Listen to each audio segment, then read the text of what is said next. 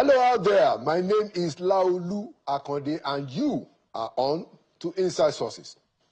But first, here is my take for the day entitled The Fear of a One-Party State and One More Thing. President Goodluck Jonathan a few days ago added his voice to the fear that is being expressed in the media these days that Nigeria may fall into a one-party state. According to Dr. Jonathan, and I'm quoting him now, if one-party state has become desirable for the country, the process must be thorough. It must be systemic, not by accident, not by political manipulations. Any form of manipulation that will lead to the imposition of a one-party state on Nigeria will suffocate the country and lead to confusion and anarchy. One-party state may actually not be an evil after all, because the late Nyerere of Tanzania used it to stabilize his country, unquote. Now, you must respect the voice of President Jonathan, not just because he's a former president, but because out of all our past presidents, he represents the real and true symbol of democracy. On several occasions, he says the right things and he does it with some class and elegance. We must admire him. But I honestly think that the Nigerian political elites are taking themselves too seriously on this one-party state issue. Our view is that Nigeria cannot become a one-party state for the simple reason that the politics of personal aggrandizement, the rentier political economy, and the tension lines of our national life simply makes the idea dead on arrival. And besides that, the brewing, deep-seated dissent in the land contrasts very sharply against the charade of bandwagon partisanship that we have seen in the last few weeks. Nigerians are on one side, their political elites are entirely on a different side. While Nigerians are groveling under the insecurity and serious economic challenges of the day, problems that have accumulated over the decades in this country, the political elites, for the most part, are acting so aloof and enmeshed in the contradictions of some of their crass, incompetent political acumen. PDP is crushing itself day by day, more and more, and no serious thinking person expects anything from the party as it stands today. Labour Party, which many young people saw some hope in, is today unable to put its own house in order. Now, I'm going to say something that sounds somehow absurd, but it's true. Senator Godswill Akpabio is right. Peter Obi, who can't manage his own party, is touting the idea of fixing Nigeria. What a joke. Now, on the other hand, APC, which took many of us by storm in 2015, representing our desire for change, is still floundering. But many people cannot see that because of the allure of the power that the ruling party still holds. Where is the next Tinubu-type political leader who can marshal the opposition the way the then Lagos State governor started to do from 2003 and kept on doing for 12 long years before his party won at the center? And even when his party won in 2015, the man was marginalized by the then new government. I saw it very well. But he took all of those in his stride. In 2003, Tinubu was the only governor of his opposition party, but he didn't defect. Where is the Tinubu-type political leader among our opposition of today? For me, that is the question to grapple with, not this fear-propelled narrative of a one-party state which our diversity won't ever even allow to happen. If everything else aligns in the political scene, the regional dichotomies will prevail and preserve our multi-party democracy. Please, let us all calm down. I should add that while I am personally worried by some of the issues around the Tinubu presidency and how it is struggling with the management of our national challenges, I am still holding out hope, as the administration is marking its second year in power, that cooler heads will prevail and the administration can fix some critical problems of the country going forward. So, I maintain the benefit of the doubt for the time being. seeing especially the level of disorganization among the opposition. I don't seem to see anything better in sight. Imagine that it had to take an outlier political actor such as Professor Pat Utomi to summon the courage to announce, even if symbolically, a counterpunch with his idea of a shadow government. We don't know as yet what traction that idea may attract or the diligence the distinguished scholar that Utomi is could muster behind this is shadow government idea, but at least he gets it, unlike our clueless opposition politicians. One more thing. Have you heard that the Kano state government has directed each of the local government areas to contribute 15.2 million naira each, totaling 670 million naira for the refurbishment and purchase of new vehicles for Emir Muhammadu Sanusi?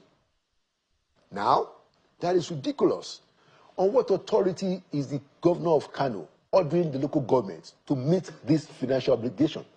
Aren't we supposed to have local government with financial autonomy already?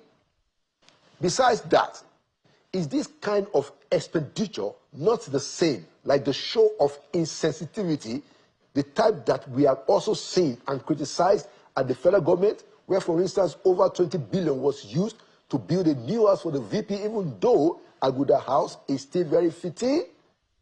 It's the same kind of insensibility that we saw our National Assembly buying new jeeps for members at a prohibitive cost at a time of intense economic pain. Kano State is repeating this. When will our political elites wake up and terminate this kind of imprudent behavior and use our common patrimony to serve the larger interests? And there are hospitals that need serious resources in Kano State, or public education that the money could help fix by paying decent wages to teachers and build dignified classrooms for learning. For me, Emir Sanusi is deserving of his status, no doubt about that. But the Emir should not accept this arrangement at a time such as this. The Emir of Kano can muster the sensitivity that the Kano state government is lacking in this matter. And there you have it. Inside Sources will be right back. Welcome back to Inside Sources. Today, I'm going to have a short segment, that is a response to my take. And to do that, I have Professor Mojuba Olufunke Okome, Professor of Political Science and Women's Studies at the Brooklyn College at the City University of New York. Professor Okome, you're welcome back to Inside Sources. Thank you very much. All right. So you listen to my take, especially what I said on the issue of one-party state. What's your response? I think one-party states are dangerous. And I dare say that one could even criticize Mwalimu of Tanzania, Julius Nyerere, because in order to make a one-party state work, considerable state constraints will be put on people who disagree. Then if a state, and then remember that his own state was not democratic. So in Nigeria, we say we're practicing democracy.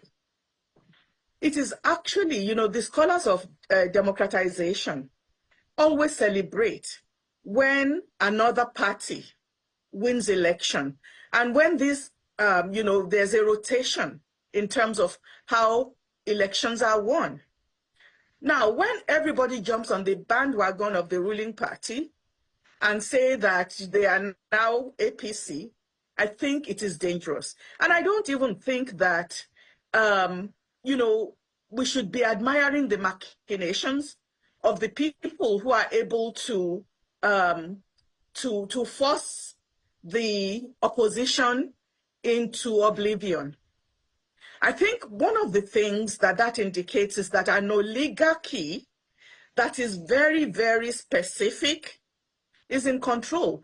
Oligarchies and democracies are contradictory. You know, the oligarchy is only interested in the advantages that accrue to its very small percentage of the population. And if we look at Nigeria, while all these admirable machinations are going on, the number of our multidimensional poor Nigerians is increasing. The amount of precarity, meaning the, you know, just existential problems of putting food on the table for majority of Nigerians is increasing. The number of our out-of-school children has not decreased. Our youths that are looking for employment, except if they are part of the oligarchy, they are not finding jobs. And many of them are undertaking very dangerous migrations. So what do we have to celebrate? That these people are just playing at our expense? I dare say that Nigerians need to be really concerned, because when you have one party dominance, that party does not have to listen to what the electorate is saying. It doesn't have to be concerned about, you know, issues that go beyond what its narrow circle of the people who belong To it. think. And that's why people jump on the bandwagon, actually, because if you are not part of it, you are not going to be enabled to share part of the national cake that the ruling party is sharing. Okay. So I think it's dangerous. I think Nigeria, we're a fledgling democracy.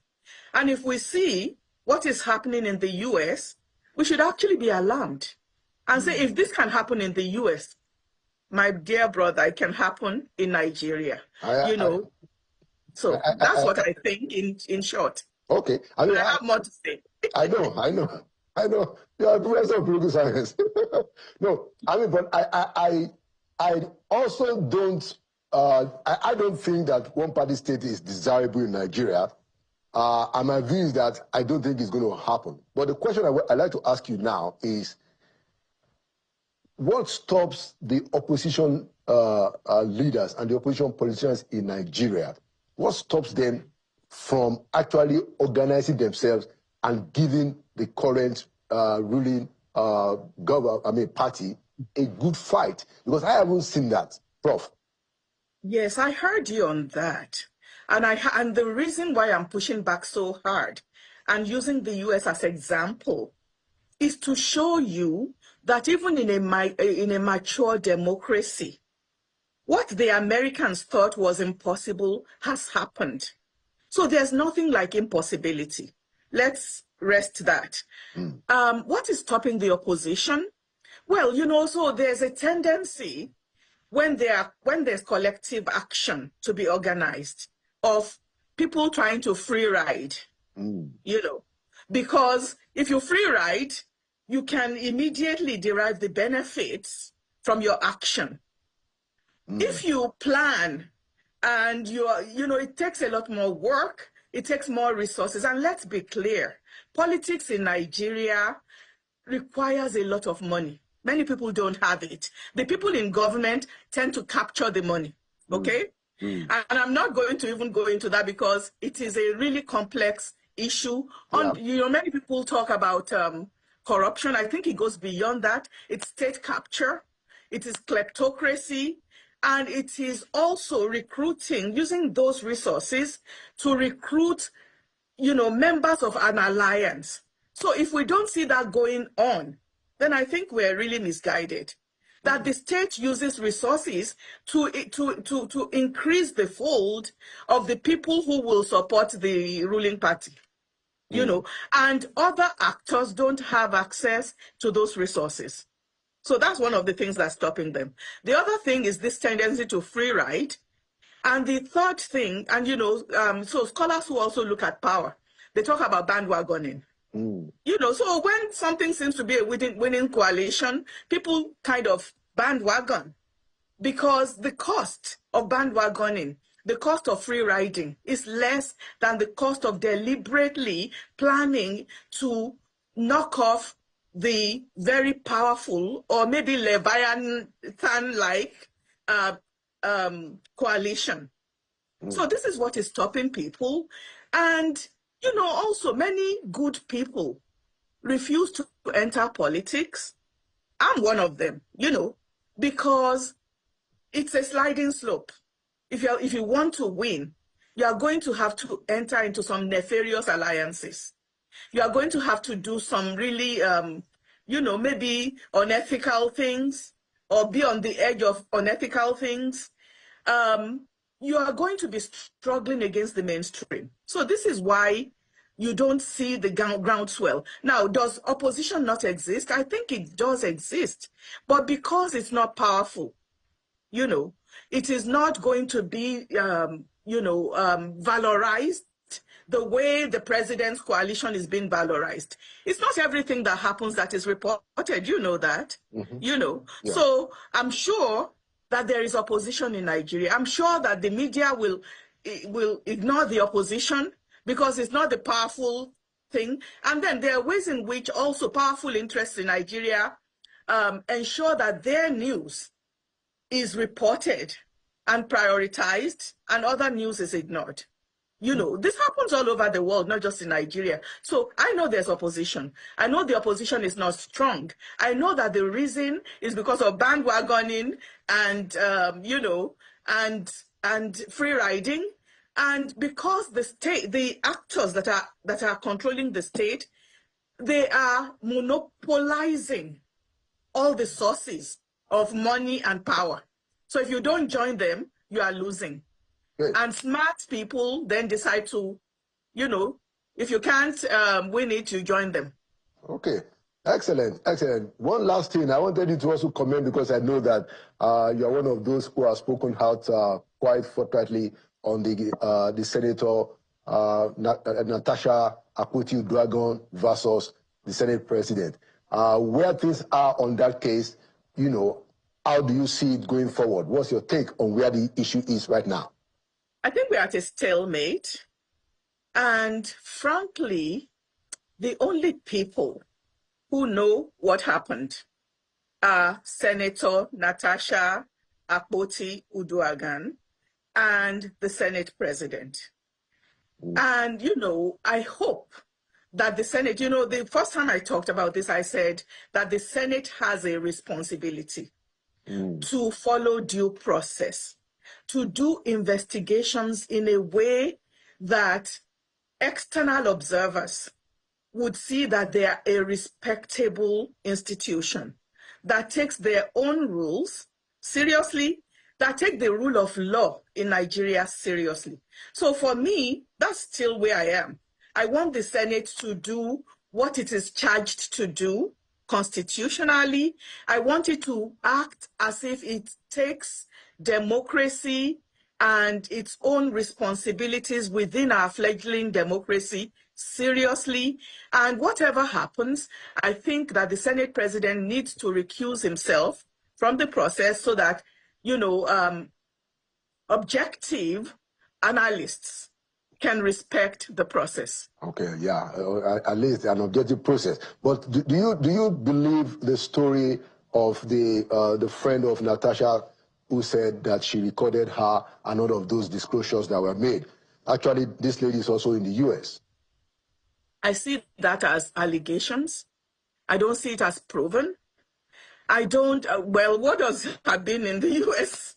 indicate? People in the U.S. lie all the time, I just mean that including people in leadership in the U.S. So, I think that investigations, serious investigatory journalism actually can contribute to this process. And I dare say, I know you are a gentleman of the media, that the media in Nigeria is dropping the ball when it comes to serious investigative journalism on many of the issues that trouble us. So when somebody comes up with allegations, I step back and I say, let us have independent investigation to verify. All this smoke and mirrors about, recording somebody, that they're deep fakes. Yeah. You know that there's all kinds of ways in which discourses can be manipulated. So I don't emotionally jump and say, oh, this person has said this, so somebody is lying. I want investigation, as if we take seriously that these are charges that must be looked into. And we have a legal process that is supposed to do that. We're not going to, you know, I think it is, it's a mistake to go down the rabbit hole with all kinds of people who want to bring something or the other onto the table. As the person who brought it forward, there are also people saying the Senate president's number appeared on her thing and all that kind of stuff. You know what? Let us investigate. Okay. And let us stop being just dilly-dallying on this, because I think many of us are looking for the entertainment value of this all and not really looking to solve the problem and ensure that our Senate works as a serious institution that is respected as contributing to the maturation of democracy in Nigeria. Okay. Thank you very much, Professor Mujiba Olufunke Okome, for your views and your contributions, and thank you for coming to Inside Sources. My pleasure. All right, thank you. And there you have it. Now we're moving to the next segment, where we will also be speaking with a former presidential candidate during the 2023 election, Omoyele Sowore. Inside Sources, we'll be right back. Welcome back to Inside Sources. Today I have an eminent Nigerian as my guest who was a former presidential candidate, is the publisher of Sahara Reporters, and is a notable Nigerian activist. I'd like to welcome back to Inside Sources Omoyele Sowore. My brother. Thank you, sir. It's good to see you back in Inside Sources. Absolutely, yes. It's great to be back here. So where do we start? Let's take it from Batutomi's latest idea. I mean, since this is about the future of Nigeria, he came up with this idea of a shadow government. You know, and he says that, look, this is nothing against the system. It's not breaking the law, but he says that we need to have options tabled before the people, considering what he believes to be the floundering nature of state. What do you think about the idea? Well, how do you replace a shadow government with another set of shadowy government? I do not begrudge anybody who thinks of solutions that can bring awareness to the people, to the point that they are pushed to do something about their social, political, and economic condition. But I do not think that setting up a government with names of people who call them a shadow government makes any difference. Because what is the shadow government going to be doing? You know, so they're supposed to provide alternative to each of the existing government portfolios, parastatals, and ministries and departments. How does that work, really? Apart from the fact that it sounds esoteric. Nothing beyond the creation of that shadow government will have any impact on the situation that is afflicting Nigeria today. Well, I mean, you know, just to follow on that, the way I see it, you know, it just reminds me of what we did, if you remember. Yes. In New York, you know, I didn't call it the People's Parliament. That's right. Where we met regularly and we, you know, expressed ourselves. You know, where that was a parliament is different from a cabinet. You know, but I thought that is just, in my view, it seems to be a reflection of the failure of opposition to take government to task. Well, I mean, if you look at it generally, it is a suitable match for parliamentary system of government, where actually those kind of government are somewhat recognized. Yes, but in the system that we're in, and to go back to what we did was to respond in diaspora to the decadence of, or the urgency of that time. Nigeria had no president. The guy who they claimed was president was sick and nobody knew his whereabouts. But in addition to that, we weren't just meeting, we were protesting. So we had more than, and we had allies at home who were helping out, who were doing a lot of media work. But I'm just saying, so that it doesn't sound like, you know, I pour cold water on. My attitude towards this is that the government in place is already a shadow government. It does nothing. So to now go and create another superstructure named shadow government, that's my view, is not going to have any impact on what these guys are doing. Okay, so so you don't see it as a reflection of the failure of opposition itself. Do you think? What do you think? I see it as a reflection of the weakness of opposition. That their best response to what is wrong with Nigeria is to go and borrow an idea that they know cannot work. It's like, okay, we have been beaten down, we don't know what to do, but please, we are coming, and you fly something, and you could tell by how fast it came and disappeared that, it just didn't catch anybody's fancy. Interesting. Yes. Interesting. And I want to talk about NANS specifically as an example. You were the president of Student Union in University of Lagos. That's correct. In the 90s, early 90s. I was Student Union president when I was 21 years old. I remember. Yes. NANS used to be, even then. The president of NANS during my own time were two guys. That was Olusegun Mayegun, who was president of the University of Lagos Student Union. Were you a president of the Student Union? Yes, after Mayegun. Okay. So, and then when he left, Nasir Okura from BUK became the NANS president. And then one fellow, Noja, was his secretary. All of us were undergraduates. So there was no room in those days for a PhD holder to be NANS president. A PhD candidate, Or candidate, whomever they call those ones. Anybody who is studying PhD in a university should be a member of ASU.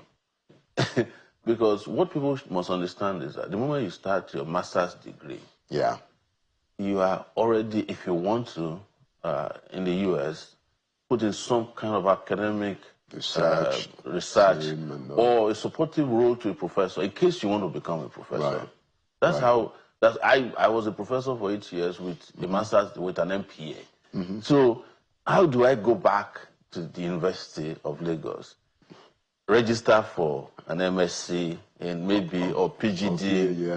In the most popular one is what they call politics or international diplomacy, MILD, Masters in International Law and Diplomacy, MILD. And then I go back to NANS and just to become president of NANS.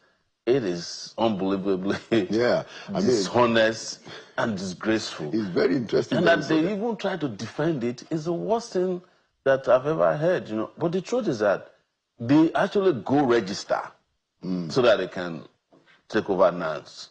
Because it is the people who need them that will tell them where to register to go to school so that they will have that credential. According to them, there's a clause in the NANS constitution that says anybody that has an 18-month program can become NANS president. And so they'll go and register somewhere. They may not have even been to that school before. We call them non-academic students in our time, or career students. And so many of them were students some 15 years ago. The one that have been beaten up, Atiku Issa Abubakar, used to write articles for us in Sahara Reporter some 10 years ago. Are you serious? And then one day he called me and said, I'm going to become NANS president. My first reaction is that, don't you have kids who can do that? What's wrong with you? Of course, I defend his right to personal liberty and dignity. But I do not support him going back to the university. Atiku Issa is probably about my age. And that's the question I asked him. So what are you doing in NANS? Of course, his response is that, well, the other guys are my age, too. So I asked him, where did you go to school? He said he's doing law. He went back to read law. What university is that? Some Kogi State University. I'm sure he went to register to read law for the purpose of... and when he was about to do his inauguration, the people he invited had nothing to do with NANS. Atiku Abubakar, Shekarau, Wada, who was former governor of Kogi State. Those are the people, and he tried to use me to legislate. He invited me, and I told him, I said, can you send me the list? And I sent him a message. I said, who amongst these guys even participated in student unionism during their own time? Most of them didn't even go to school. So you didn't go? No, I didn't, of course. I rejected it outright. I understand that if Governor Shekara was there and he was even rough-handled. Yes, because that's what NANS has become. It has become like an organization for people who engage in thuggery outside to become, of course, the thuggery wing of the ruling party or whomever is in charge of NANS. Yeah. So I started a campaign yesterday, say free NANS. Okay. That's like NANS should be returned to undergraduates. See, one thing that people don't understand about this National Association of Nigeria Students is that it is not just an organization to fight. It's a training ground for people who want to lead in the future. I left the University of Lagos some 35 years ago, but my best credential is based on my integrity as a student union leader. In fact, all these leaders in Nigeria, whenever they want to come and campaign for office, they will tell you they were student union people before. They will figure out, or they will say they are former activists. So, and when NANS was NANS, it was a tough place, or student union for even people, no matter who you are, if you don't have the credentials, you can't become a student union leader. I was going to say, do you know that Soludo tried to become a student union leader at Nsukka? He lost. Is that so? Yes. Wow, okay. I didn't So know that. it took him how many years later to become a governor? Because the students didn't accept anybody who was not radical enough, who was not, well informed, Which school exposed. did Soludo go to? Was it? As Nsukka is in the University of Nigeria. So this Soludo solution he was using was his campaign. Is that so? It's in Nsukka in those days. So a number of these guys. 80s. Yes, Sure. no, it is. They were together with, I think it was Chima Obani that defeated him. Okay. Oh, wow. As the secretary of the student union. So Interesting. in those days, so many of the guys who are now couldn't win NANS elections or student union elections because the student union elections were very democratic, they were transparent, and it was rigorous. But the question is, so how did NANS got to that state? When did that decline start? No, it was under the military. It was Babangida. No, it was under the military. You were the president. Yes, but it was during Abacha that they finally got NANS. And they just had been after all the pressure groups in the country. Right. They had come after the Nigerian Medical Association, the NBA, they disbanded the NLC. I rebranded it. I rebranded it, and they became a transport union instead of workers' union. They gave them buses. So NANS was the last one they couldn't break because we were there. But the moment we were leaving, they introduced cultism to start suppressing genuine student activism on campus. I was attacked by cultists on campus. I remember. The guy in that Ife, Obafemi Awolowo University had the most vibrant student union at that time, but we were competing. I was president of the University of Lagos Student Union when Ebu Adeborowa, we call him Big Sam, SAN now, was president at Ife. Yes, and Mike Guinea was president at Benin. So imagine the quality of students at that time and where we are today. Yeah. You will recognize who we were to have led students. So you cannot be a fool and lead students successfully in our time. Students would impeach. There used to be a student parliament. Of course. Just so that you know, of course. It is the undergraduate student union leaders that are members of the NANS Senate. The NANS Senate is the parliament of NANS. Yeah. So how do you then go to a Senate of NANS made of undergraduate students and you are in front of your grandparents? Kano, I don't think you've shared this story nationally, and since it's very, it's in line with what we're talking about, the descent of NANS. What really happened to you? I know that you came to the US and you got some treatment. Can you tell us the story of what happened to you in that repression of Abacha, which is where you said the turning point for NANS descent? Yes. So what happened was that after June 12th election was annulled, the central opposition in the country was initially made up of politicians. But it is characteristic of them, they all sold out, or mostly. The ones that didn't That was before the formation of NADECO. Yes, it was also about the time NADECO was formed. NADECO was formed, I think, around 1994. But we started the opposition against military rule, against right military. After the annulment. Before the annulment. We did Babangida must go in 1992. Well, that's true. Yes. Even 89, when I was still in school, we did. Exactly. 89, there was anti-surprise. So So imagine those struggles. You can even go back to as far back as Ali must go. You know, Shegun Okeowo led this. These are genuine students and genuine struggles. In fact, it is part of Nigeria's history that the first set of people who started agitating against colonialism were students, the National Youth Movement. Yeah. So all this about Macaulay that you are hearing about, Obafemi Awolowo, Azikiwe, they were students abroad who came back. Yeah. Even in larger African anti-colonial movement, people like Nkrumah, they all came from as student movements. Yeah. And then they came to Nigeria, and then we got independence. And the student tradition of opposing oppression and fighting using socialism continued. Yeah. Yes, because most of the student leaders were Marxist socialist movements. So, and that was the basic ideology that was guiding the student movement. So, but during our own time, to go back to the 1993s or early 90s, when Nadeco was formed, Nadeco left. So we're the ones left on ground fighting the struggle. And they decided first to start distracting us with cultism. Because they will arrest us and the students will fight back. And they weren't just so they introduced what was then known as informal repression. The military, knowing that they could be held accountable for directly killing people, started using the courts in the university to distract. The courts? Yes, that is the court gangs. Group, yes.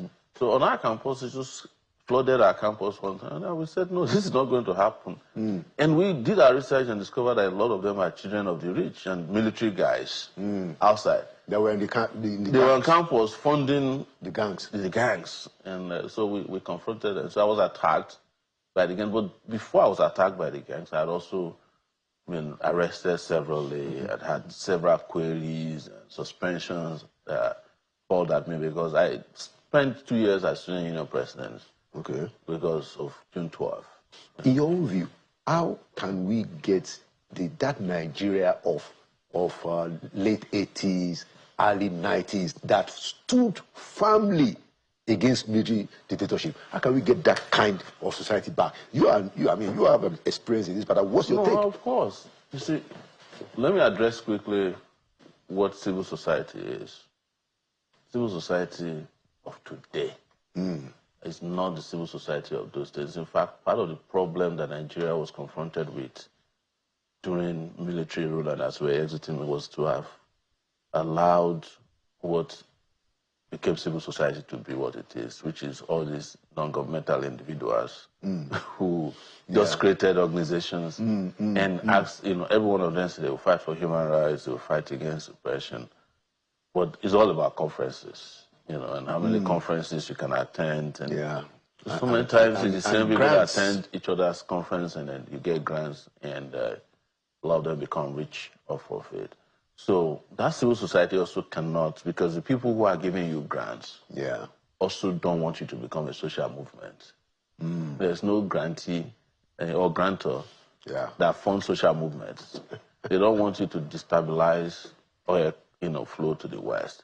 They don't actually want you to fight for the kind of democracy that can bring relief to your country. They just want you to keep doing what is acceptable, and that's why they keep bringing international standards. Oh, don't engage in violence. So, they have standards that are acceptable to them, which pretty much just regulate your behavior. And that's where the NGOs are. That's what the CSOs are doing. So, and you can go to conferences across Africa. You can find 2,000 NGO leaders. There are probably more than 10,000 NGOs in Nigeria who officially register to say, we are going to be fighting for democracy and against oppression, against police brutality. But you can never find 10,000 people participate in the protests against police brutality from the NGOs. Yes. Interesting point. They don't do that. In fact, it has become part of their agenda to merge with the state. So they say, you can't be opposing the state. So you go to a conference with the IG to discuss torture, and then everybody is like backslapping at the place, and then but the idea of sitting down with the IG to discuss torture is not completely useless if you're going to say the truth. No, but the IG who invited you to a conference doesn't want to hear the truth. He wants to know you so that you don't do your job anymore. You don't criticize him. He wants to become your friend. That's what those interactions are facilitated. But I'm saying that if these people were, courageous people, bold people who knew what they are doing, but I've explained to you. I've explained to you that it's not they didn't design themselves to oppose the IG. The design, most of the NGOs have become an appendage of the problem they are fighting against. So if you are fighting against police brutality, you are friends with IG, and so they'll call you once in a while and say, hey, do you have anybody we can release from police detention? Because they release for you, you write it down that, yeah, the IG is our friend, we called him, But it's not supposed to be at the behest of the oppressor. So we're calling the oppressed, like, okay, we have 100 bills. Some of them, please, so don't mention that particular case. Holding the person beyond 48 hours? That's what they're using, holding people. That is their holding charge. Okay, let's go back to the point. To show you a stamp. I get the point. Filing. So how do we to go back to recreate that is, look, there needs to be some serious collaboration between the streets and our campuses, but it cannot happen by NAS. I can tell you that. And it probably can't also happen by the student unions. The student unions have become so, I don't know how to describe. So we're in real trouble. Yes. So it has to be a recruitment of young people who are suffering, they're oppressed on the streets, and also an outreach to campuses where you can find some progressive students to create cells and clubs that are well focused on reconnecting with their folks outside and then fighting together. So, for instance, we've had some limited success at Obafemi Awolowo University. I just went there to speak. You cannot believe that. You can't even find a campus almost anywhere in Nigeria where if you are not an entertainer, you can speak. Wow. I was going to speak at Ife. They canceled the hall that I was supposed to use 4 different times. I ended up in what we used to call common room in a hostel at that was where you Obafemi Awolowo Awo Hall. Awo Hall is that's where we eventually met. But they so scared the student union they couldn't advertise my coming. They kept stopping them. Because one other problem is that we must also not forget is that security agencies have also taken over campuses. For instance, you cannot become a NAS president without a verification from the DSS. Can you believe that? When did that start? They started I think, in the 2000s.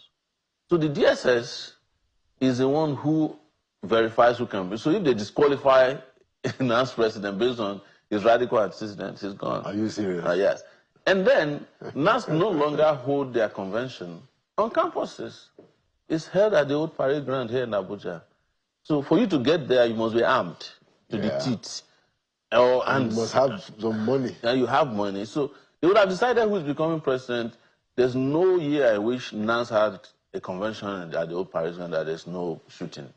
Okay. And the old parade ground is surrounded by military installations. Yeah. So I mean, the problem, the way I see it, is that when we were under the military, we had NANS, we had the professional bodies. There was even a time when we had the professionals coming together. Yes. So we had the labor union, Pegasus, very strong under the military. Yes. Now, it seems that after the military, when we won democracy, everybody just went to sleep. But the question you should ask yourself is, did we just transition to civil rule or democracy? I think there's a difference. We transitioned to civil rule. We didn't transition to democratic. The democratic culture is completely absent from the transition we had. And this was because the guys who were military just removed their uniform and hijacked the process immediately. So the mistakes they made as military, they no longer make. They don't make any now as civilians because they figured everybody out. They know how you can react. They know how long your reaction can take.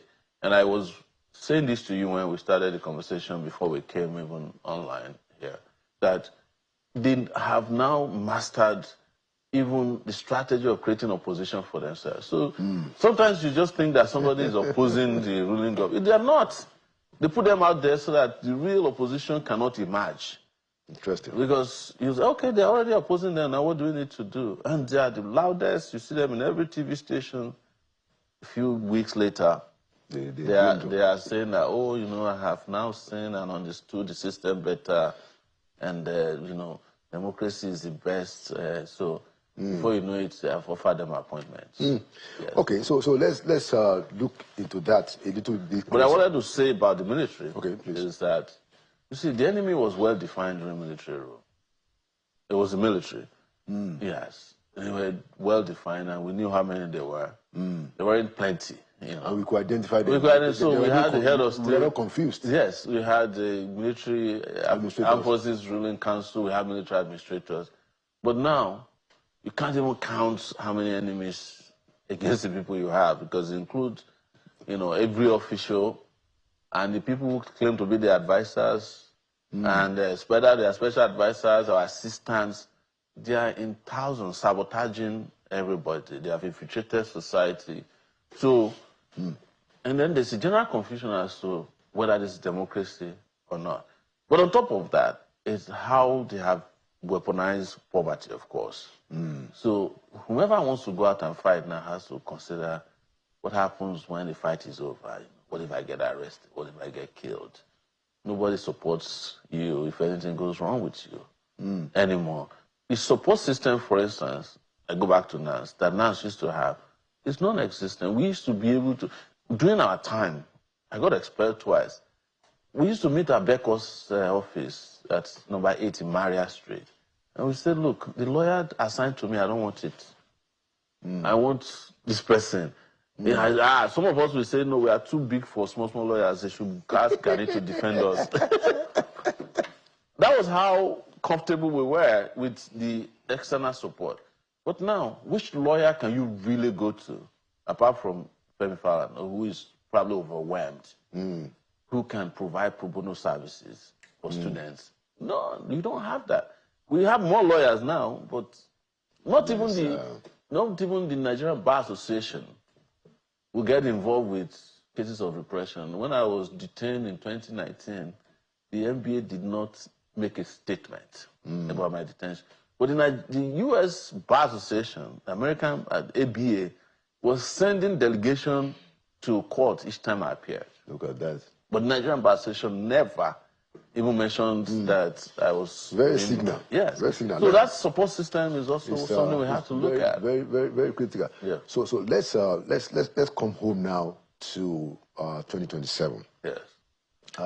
Peter Obi seems to be the more, how do we put it now, the more outgoing among the opposition leaders, you know, certainly much more outgoing in terms of what he says regularly. You know, of course, Atiku is also there. But what do you think about the fact that even the Labour Party, where Peter Obi is in shambles? So, do you think that the Peter Obi candidate that we had in 2023 is likely going to be the same in 2027? I wanted to ask you. You know, I just don't want to be talking about Peter Obi anymore. But I will say it because it's part of the issues that I raised. My position in 2022, 2023 is what is unfolding now. That contrary to the belief or the impression created that Peter Obi was opposed to the system or is capable of opposing the system, that he's incapable of doing it. I also stated in 2022, 2023 that the Labour Party was a short renter, what they call Airbnb in America. You move in, you check out when your time expires. And that when they are done with Peter Obi, they will move the renter to another place. So Peter Obi, maybe rightly or wrongly, or maybe he's doing it for sure, then decided that he doesn't want to move out of the short renter. And now he got locked in practically out. The reason why it probably got more attention was this. There was this whole debate around the Muslim ticket. So the Christians said, okay, you want to Islamize Nigeria, we want to Christianize too. And who was the best person available to them, Peter Obi. That would be interesting. That's what happened. Interesting. But in terms of opposition, I don't know why anybody calls Peter Obi opposition. But it's not. Peter Obi is not opposed to anything that the government is doing. Peter Obi did not even organize his supporters to fight for his own election victory. He claimed he did not fight when they increased fuel price. He did not. He has never done anything that opposition people do. Even these terrible people that are in government now, no matter what you say of them, they used to protest. Yeah. Buhari protested with his deputy. Yeah. And they tear-gassed the man and he died after that. Tinubu, they organized several protests. Exactly, all the way they from... They were using Amechi them, people have forgotten. Nasiru used to go to DSS, they would arrest him, they would release him again, he would talk. So, you say you are opposition. Do what opposition do now, you can't do. And the only thing you can say is that, oh, there was no need for a protest in 2012. Where are the people? Are they dead? If the people in 2012 are dead or have sold out, what happens to you with 6 million voters? Put them on the street. Even if you can't put 6 million people on the street, put 60,000 people on the street in this Abuja and see how the government would take you serious. Interesting. But you are the one, you and your supporters are the ones who are pouring cold water on even any protests. Because you don't want the country to change. You want it to be replaced. You want the Tinubu group to either be replaced by your own group or for Tinubu to assimilate some of, because look at all the Labour Party people in the National Assembly. Yeah. They are not decamping back to where they are coming from. They are decamping to APC. So shameful. And this is the point we're making, that these guys were not real. In 2023, they were not real. In 2027, they're not real. And I'll say one last thing about them. I think the Tinubu regime enjoys their type of opposition. Yeah.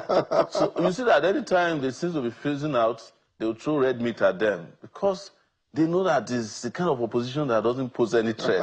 These guys are never going to get upset to the point that they will turn Nigeria to Mozambique, where somebody stole the election and the person who gave the election and the one who stole have not rested.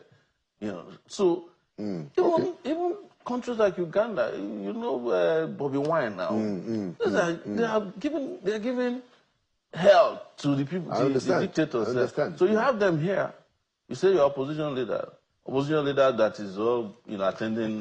Because of our time, you know, one more thing that I wanted you to talk about, and then we close is, you know, these killings in Benue and Plateau. You know, for the first time, I believe, you know, maybe not the first time. I think Tom also said it. The governor of Plateau State said that this is genocide. It is. That's a big deal, you know. I mean, you lived in the U.S. too. You know the implication of a sitting government official saying that this is genocide and it's a crime against humanity. What's your take about what is happening in North Central Nigeria, especially the killings in Benue and Plateau? Final question. See, this is the reason why the Christians in those places, or the people, genuinely wanted an opposition to a Muslim ticket. Because rightly or wrongly, they see this as some kind of jihadist attack on the population. And it's not just an attack, it's a campaign of dislocation, you know, and dislodgement.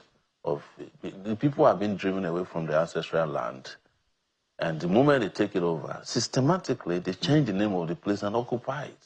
Yeah. So there's no way to say it other than the way the governor has said it. But the question that begs answer for me is that where is the Nigerian government? You know, where is the Nigerian police? Where is the Nigerian army? Is there some kind of agreement that in this particular area, the Benue and the Plateau, which are troughs and you know, and the platform, is there an agreement that the Nigerian government will allow this almost faceless? Because the way they describe them, you would think that they just drop from the sky, kill, and disappear. Is there an agreement that the Nigerian government will just allow these people to wipe out the ancestral ownership of those lands and then just ask them to? Because what you hear from the government is to say, well, maybe there's need for dialogue. How do you dialogue with people who are there to... Who are terrorists. Yes. So that's the question that nobody is answering, and it can only be answered when you have real leadership in this country. Because I have never seen the level of compromise or a situation where somebody or a group of persons will be killed on that scale. And they will just behave as if we don't know. And their land occupied. You can understand, it's just like what they are doing in Gaza. Are you getting me? But in terms of Gaza, at least somebody is laying claim to those atrocities. The state of Israel, the US is all involved. But in this case, nobody is claiming responsibility, but the systematic genocidal attacks on these two communities, or more, is happening. Yeah. Because if you go even further in Gombe, well, things like, if you go to Nasarawa, stuff like that are happening as well. Where, you know, there's a systematic displacement of certain populations by favored population. And this also have political connotations. So, for me, people should ask, why is Nigerian government complacent or complicit in this? In the whole thing. I hope, you know, as we conclude, I hope that this president, you know, I mean, by the way, I'm giving the president the benefit of the doubt. You know, I don't. I know, of course, of course. I hope that he will have the inspiration to do better in terms of quelling the insecurity. If he doesn't, it will be a great disappointment. Well, I don't know if it's not a great disappointment yet. I mean, how many people need to die before this is ended? I remember a joke that I read on Instagram. A little girl was asking a older person, I think she was a teacher. He says that, you know, how long should you tolerate the friends who say bad things to you, who hurt you? And the teacher responded and said that, how long will you drink poison and then expect not to die? Exactly. Thank you so much, Showore Omojeni, for coming to Inside Sources. And thank you for what you represent in Nigeria. Thank you for your voice, you know, and thank you for your activism. And thank you for being forthright. Thank you. And thank you for coming to Inside Sources. It's a pleasure. And there you have it, another edition of Inside Sources. Like we always say, Nigeria will prevail. It means that Nigeria will win, partly because we will not relent. We continue to engage in important issues, and hopefully one day we get a good break. My name is Laulu Akonde. Thank you for watching, and by the grace of God, I'll see you at the next edition.